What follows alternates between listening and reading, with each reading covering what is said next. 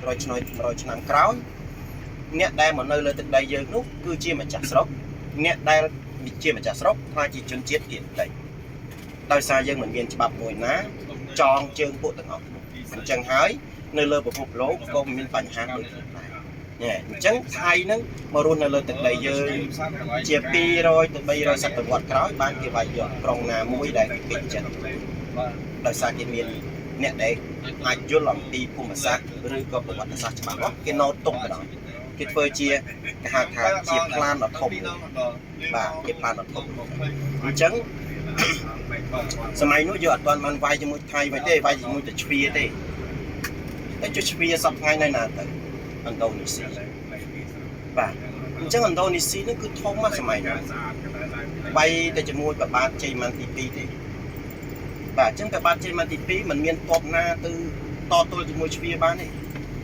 អញ្ចឹងធ្វើម៉េចទៅមានតែភៀសខ្លួនពីទីក្រុងមិញហៅថាទីក្រុងអន្តរបុរៈហ្នឹងមកនៅខាងជើងនៃបឹងទន្លេសាបចុះខាងជើងនោះចំកន្លែងណាអញ្ចឹងបងអាចទៅលេងបាន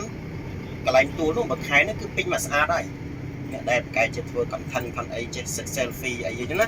អញ្ចឹងទួលនោះនៅខាងជើងស្រះស្រង់ប្រហែលជា100 ម៉ែត្រនៅខាងក្រោយភោជនីយដ្ឋានមួយឈ្មោះថាភោជនីយដ្ឋានតាប្រុកអញ្ចឹងទីហ្នឹងគេដាក់ទួលខ្ពស់មួយហើយមានដើមធំមានដើមជាងដើមច្បក់អីដើមឆ្ពងអីទាំងអស់ហ្នឹងបាទទីហ្នឹងគឺជាទី2ទីក្រុងរបស់យើងហៅថាទីក្រុងគុតិស្វារៈបាទ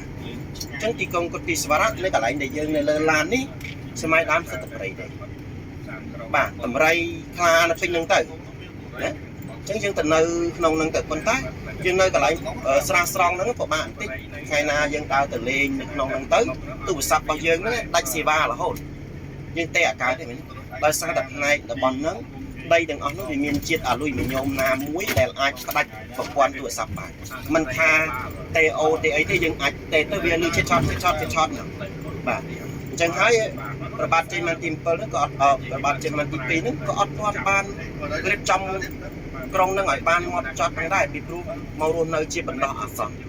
មករស់នៅមួយរយៈដោយសារតែខែវស្សាអូខេហើយទឹកទាំងអស់ហ្នឹងហៅថាបបោ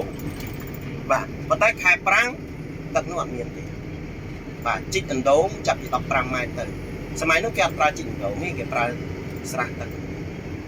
អញ្ចឹងប្រព័ន្ធទឹកទាំងអស់ហ្នឹងគឺមិនថាខេត្តបងមិនថាខេត្តខ្ញុំទេគឺមកពីភ្នំកាលែនទាំងអស់ភ្នំកាលែន1លានឆ្នាំមុននោះមានន័យថាអត់ផ្ទុះទេយើងទៅលេងទឹកហ្នឹងមានន័យថាលេងទឹកហ្នឹងគឺវាចេញមកពីខាងក្រៅភ្នំ